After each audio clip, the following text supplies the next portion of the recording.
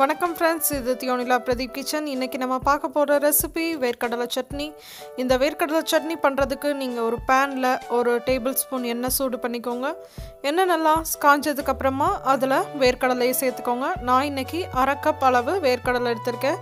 நீங்கள் ஏற்கனவே வறுத்த வேர்க்கடலையாக இருந்துச்சுன்னா நீங்கள் ரொம்ப நேரம் வறுக்க தேவையில்ல. வறுக்காததாக இருந்துச்சுன்னா ஒரு 2-3 நிமிஷத்துக்கு அதை நல்லா வறுத்துக்கோங்க. அது கூடவே காரத்துக்கு ஒரு 3 காஞ்ச மிளகாய் ஆட் பண்ணிக்கோங்க. வேர்க்கடலை 2-3 நிமிஷம் நல்லா வறுத்ததுக்கப்புறமா அதில் ஒரு 3 பல்லு பூண்டு, 2 பச்சை மிளகா, அப்புறம் ஒரு பெரிய வெங்காயத்தை துண்டா நறுக்கி ஆட் பண்ணிக்கோங்க. ஆட் பண்ணிவிட்டு வெங்காயம் நல்லா வதங்குற அளவுக்கு அதை வதக்கிக்கோங்க. வெங்காயம் சீக்கிரமாக வதங்குறதுக்கு அதில் கொஞ்சமாக உப்பு சேர்த்துக்கோங்க. இப்போ வெங்காயம் நல்லா வதங்கிடுச்சு. வெங்காயம் வதங்கினதுக்கப்புறமா அதில் ஒரு தக்காளி ஆட் பண்ணிக்கோங்க.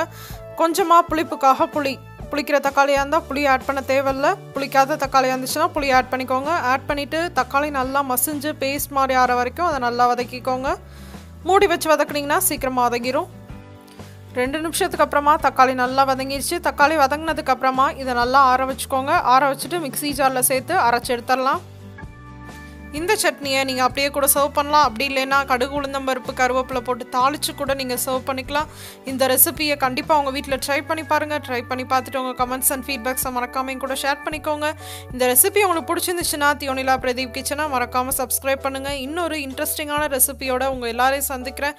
அதுவரை உங்களிடமிருந்து விடைபெறுவது உங்கள் தியோனிலா பிரதீப். தேங்க்யூ.